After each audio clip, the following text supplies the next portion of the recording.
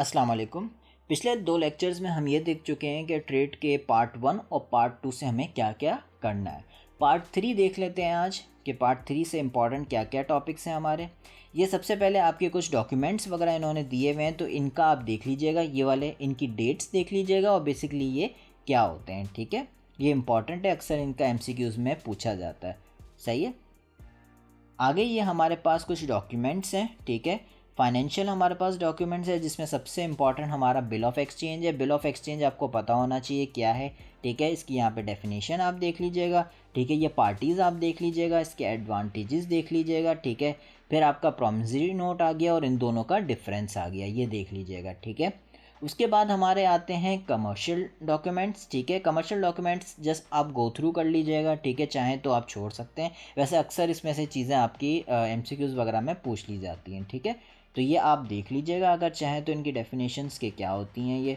ठीक है, आगे चलते हैं। ये इनमें से आपका एक इम्पॉर्टेंट टॉपिक आपका ट्रांसपोर्ट डॉक्यूमेंट्स हो गए। ठीक है, इसमें बिल ऑफ लेडिंग आपका सबसे ज़्यादा इम्पॉर्टेंट है। ठीक है, इसकी यहाँ से आप ये डेफिनेशन देख लीजिएगा कि बिल ऑफ लेडिंग आपका क्या होता है। फिर आप आ जाएंगे इसके ये क्या क्या आपकी चीज़ें इसमें इंक्लूड होती हैं। ठीक है, ये बेसिकली आपकी टाइप्स हैं, ये भी आपकी अक्सर सब्जेक्टिव प्लस ऑब्जेक्टिव के लिए आपकी ये इंपॉर्टेंट है ये वाला टॉपिक। ठीक है, अक्सर आप में से जो पास पेपर देख चुका है उसके नज़रों से फिर ये चीज़ें गुजर चुकी होंगी। ठीक है, ये इंपॉर्टेंट आपके टॉपिक हैं। ठीक है, ये आपका मेट रिसिप्ट क्या होता है। ठीक है, इनको आप गो थ्रू कर लीजिएगा, कोई मसला नहीं है, लेकिन आप बिल ऑफ लेडिंग के पूरे टॉपिक को सही से कर लीजिएगा। ठीक है, बिल ऑफ लेडिंग और मेट रिसिप्ट। ठीक है,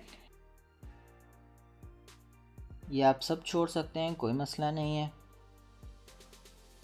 ऑफिशियल डॉक्यूमेंट्स भी आप छोड़ सकते हैं, इसमें बस एक GD ये रहा, GD फॉर्म आपको पता होना चाहिए क्या है, तो ये आप देख लीजिएगा। ठीक है, यहाँ पे हमारा पार्ट 3 ख़त्म होता है। आपने देखा इसमें इतनी चीज़ें नहीं थी जितना आपका पार्ट 1 और पार्ट 2 में थी। ठीक है, तो स्टार्टिंग आपका बहुत इंपॉर्टेंट है। ठीक है, अब पार्ट 4 को देख लेते हैं। बेसिकली ये इंपोर्ट पॉलिसी ऑर्डर और एक्सपोर्ट पॉलिसी ऑर्डर है। यहाँ पे आपको चाहें तो आप देख सकते हैं, वैसे आप चाहें तो इस पार्ट को स्किप कर सकते हैं। इसमें बस आप ये देख लीजिएगा, इंटरनेट से आप देख लीजिएगा कि वो कौन से गुड्स हैं जो आप एक्सपोर्ट नहीं कर सकते। ठीक है, goods not allowed for export. ठीक है, ये आप इंटरनेट से देख लीजिएगा। प्लस आप ये भी देख लीजिएगा कि those commodities which are banned for importing. ठीक है, जो इम्पोर्ट हम नहीं कर सकते। ठीक है, तो ये देख लीजिएगा कि क्या चीज़ हम एक्सपोर्ट नहीं कर सकते उसकी लिस्ट देख लीजिएगा, और क्या चीज़ हम इम्पोर्ट नहीं कर सकते उसकी लिस्ट देख लीजिएगा। इंटरनेट पे आपको लेटेस्ट मिल जाएगी। ठीक है, पाकिस्तान के हिसाब से। सही है, तो वो चीज़ें आप देख लेंगे तो आपका ये वाला पार्ट भी ख़त्म हो जाएगा। ठीक है, तो इंशाल्लाह अगले लेक्चर में हम इसके आखिरी के 3 पार्ट्स को कवर कर लेंगे। ठीक है, जिसमें मैं आप लोगों को बता दूंगा कि क्या क्या आप लोगों ने तैयारी करनी है उसमें से। ठीक है,